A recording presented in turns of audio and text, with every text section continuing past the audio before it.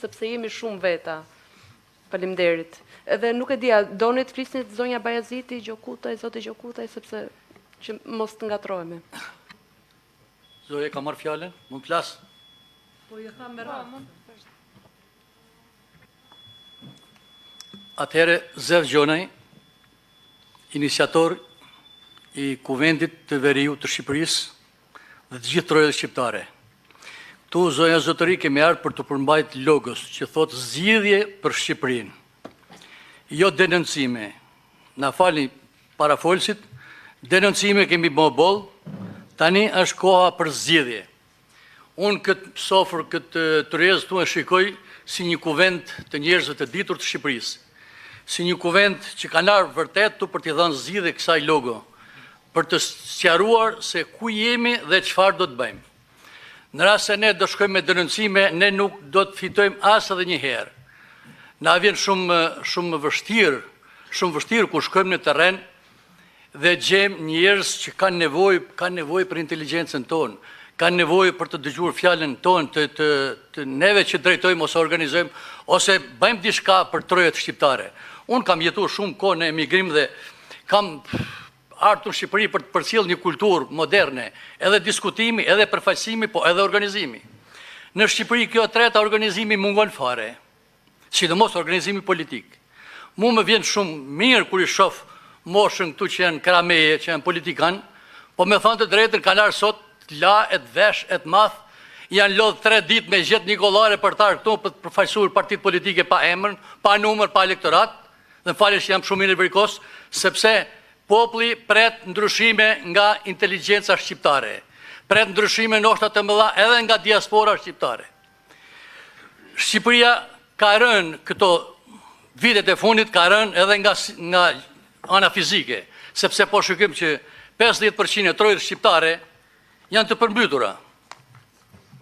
Shteti ka rënë sepse ekonomia e tij është e lidhur me narkoshtetin, është e lidhur me pastrimin e parave, është e lidhur me drejtimin autokratik dhe nuk ka lidhje fare me popullin. Pra, është kriju distanca shtet-popull, aq sa nuk përmban më. Shteti ka rënë edhe politikisht, sepse pushteti është përqendruar dhe uzurpuar. Çdo institucion është kapur sepse majnë mene që kemi 83 deputet dhe i qëndrojnë aty në 83 mandatshme, të këto mandate gjithë dim se si janë vjedhur, se si janë përvetësuar. Shteti ka rënë edhe juridikisht, sepse drejtësia nuk është akoma e pavarur. Vendimet i merr ligji, i merr me anë të një urdhni politik. Shteti ka rënë edhe mediatikisht.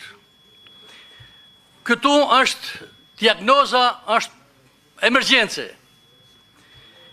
Çdo natë populli është i mbushur me analista, pseudo-analista, nuk di çfarë emri katastrofik t'i vjen këtij emri, sepse vërtet e kemi degeneruar, e kemi shpërlar trunën e popullit aty që nuk mban më. Shteti ka rënë edhe në jetën parlamentare. Shumë mirë, çdo ditë i shikojmë lajmet, se në falni ne që jemi pensionista, ke televizori jemi gjithë ditën.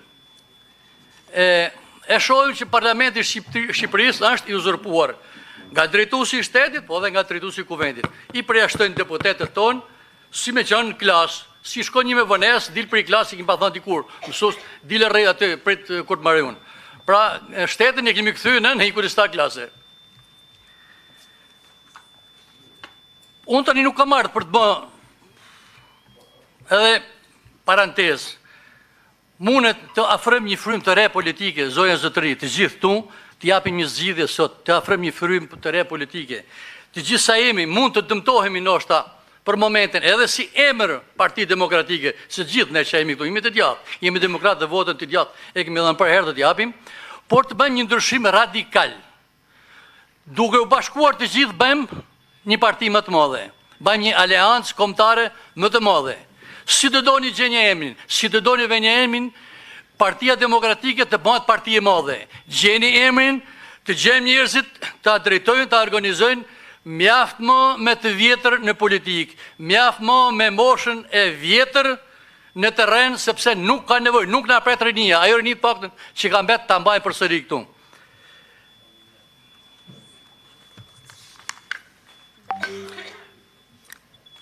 edhe e funit, duhet ta përqendrojmë vëmendjen vetëm për logon. Vetëm për logon, të japim iniciativa, të japim propozime. Unë kam shumë njerëz nga diaspora që mund t'i afrojmë edhe Partisë Demokratike dhe gjithë partive që të futën në listat e njerëzve që të vinë e kontribuojnë për Shqipërinë. Me këto politikam që kemi këtu në marrë Shqipërisë, nuk mund të marrë Shqipëria. A jemi të zotë ne të thirrim diasporën? Ore, nuk I kishte Isa Boletini, sa jemi ne 200 vetë tu, që shkojnë bani kuvendin e Prizrenit e mlodh njerëzit e ardhë në Vlorën nga ti flamurin. Nuk I kishte Isa Boletini, nuk I kishte as Qerqis Topli, ka që njerëz sa jemi ne këtu, por idealizot Shqipërisë atëherë kur ishte edhe me luftë, edhe me grykën e topit.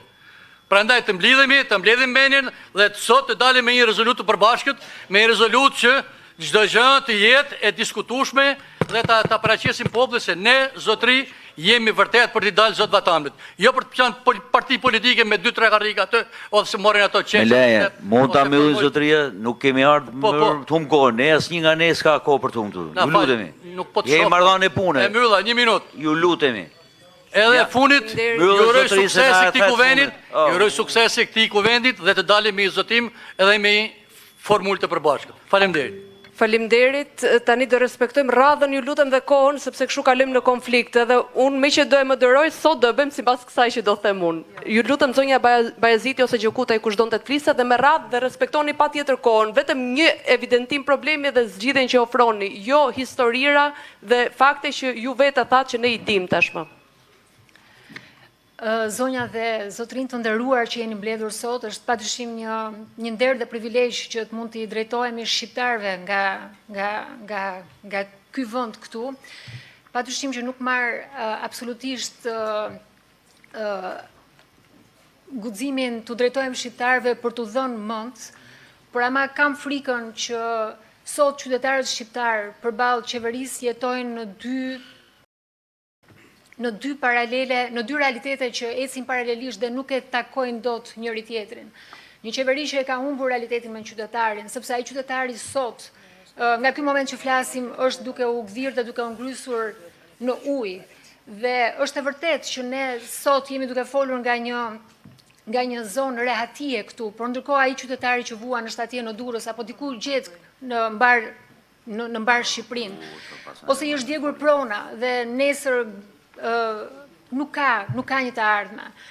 Unë mendoj që ka ardhur koha e sakrificave dhe secili nga ne që merr përsipër të punojë për Shqipërinë duhet ta bëjë këtë në emër të sakrificës.